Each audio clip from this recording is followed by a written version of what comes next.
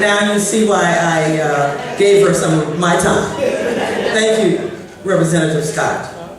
I know we don't have a whole lot of time left, so I want to just use my time, and we'll continue this conversation because I know Dr. Lowry and the Poor People Agenda have made a determination to look into this issue some more, so we'll have an opportunity to talk some more, but the time is now. We don't have a whole lot of time, and so I'm very excited that there'll be additional conversations on this. But let me just give you a little bit of the history in terms of SACS. In 1895, you know, when Booker T. Washington made his famous speech in Atlanta in Piedmont Park, people call it the Great Compromise, but he was calling for educational and economic progress for the former slaves, being a former slave himself. That was September of 1895. In November, less than 2 months later, SACS was created in Atlanta by 6 universities from the Confederacy. 10 out of the 11 Confederate states made up the Southern Association of Colleges and Schools. Understand that.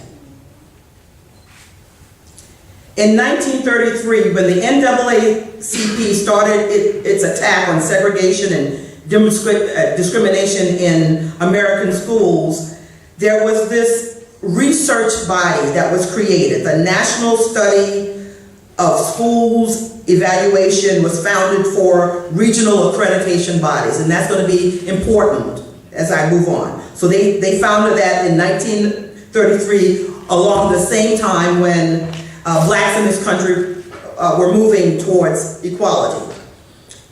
1964, 1965, 1966, during the Civil Rights Movement and the Voting Rights Act, Title I was created in 1965, and these funds were for students that were at risk and in high poverty. SACS establishes its elementary division in that year. They had a college division, then they set up their elementary division. In 1992, under Bush #1, the idea of this comprehensive school reform began to take hold. And this whole thing called the New American Schools developed. And in that same year, it was quoted that SACS adopted a different kind of a bylaw that completely changed the face of SACS. So as the movement was going on one side, they were making moves on the other. So in 1992, when President Bush was making moves, SACS was making moves itself as well. And in the 1990s, in 1994 to be exact, when Title I reauthorization came up again, for the first time in history, and this was under President Clinton. So know that this thing is not just one side or the other. He continued what Bush started. Under President Clinton, for the first time in history of Title I, it was no longer just designed for poor at-risk students. They went to this thing called this whole school reform, where people were educators and these folks who were in charge of the systems had the option of using those funds for the whole school, not just poor kids, not just targeting poor children and helping them to move up in terms of achievement, but it was a whole school reform. Every child, no child left behind was already talked about in 1994. No child left behind is not a new thing. It started in the 90s. And Bush #2 just continued what Bush #1 started. So prior to this whole school piece, where Title I monies were being used for all children, prior to that only 10% went to whole school. After that, more than 50% of those funds were now being targeted to all students, irrespective of whether they were at risk or poor. Between Between 1996, again, around the same time, 1996 to 2005, there was this attack on black colleges by SACS.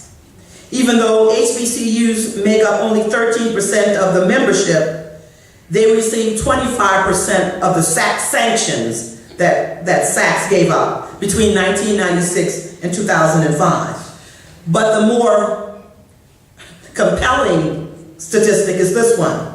Since 1989, as I said, HBCUs only represent 13% of the membership. Since 1989, they have made up 50% of the schools that have lost accreditation. 13% of the membership, 50% of the schools that have lost accreditation.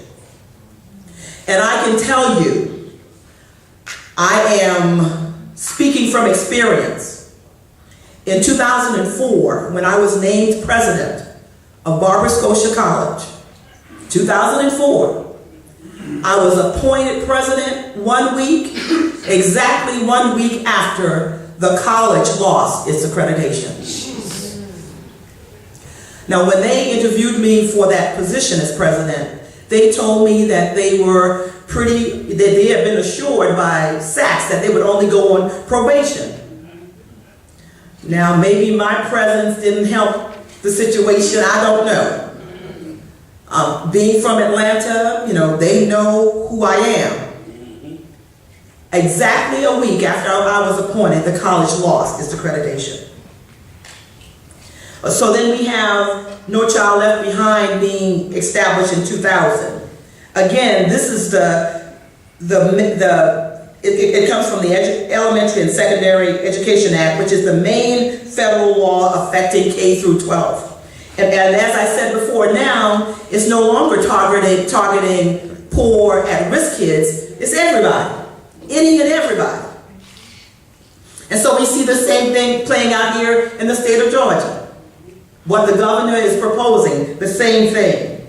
But in 2004, soon after that,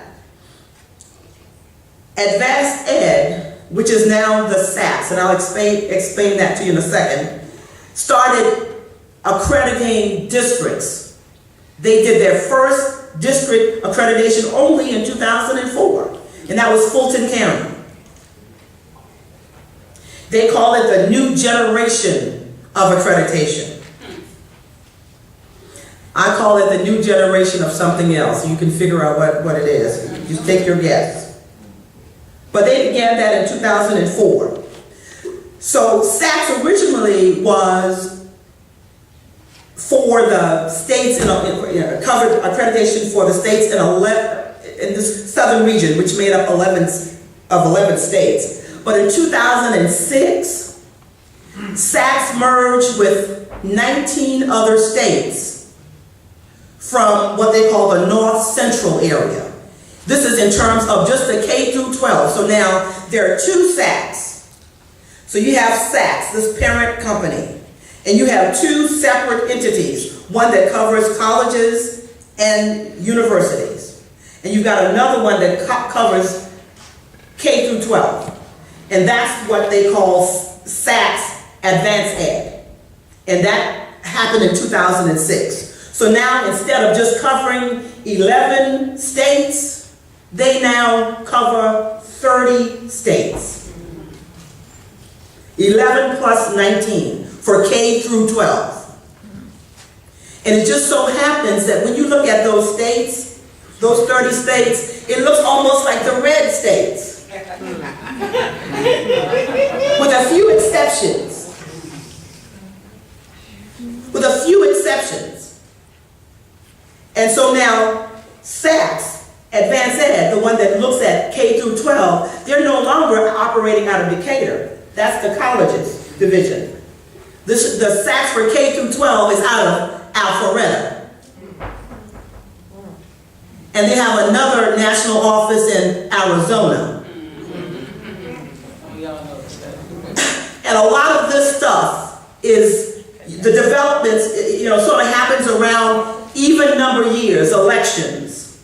They do stuff during a time when there's a presidential election or gubernatorial elections. This is by design. And it goes back, way back. It goes way back. So, and we know what's happened since 2006, 2007, starting in Clayton County. That was the test case. And because we thought that we were separate and different and distinct from Clayton, we didn't get up and rise up and say, oh no.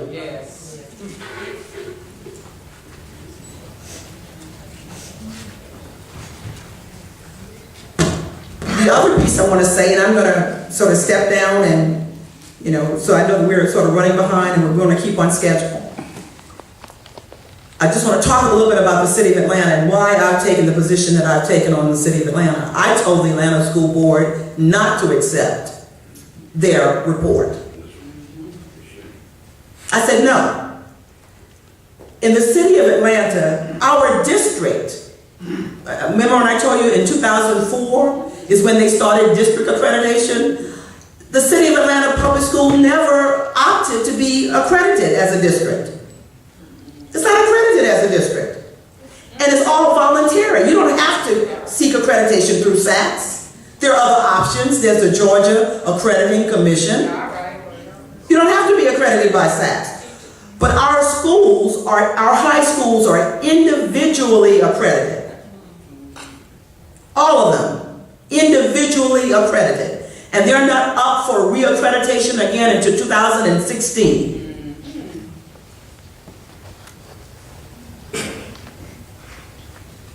So it's like someone coming to you and saying, you're fired, and you don't even work for them.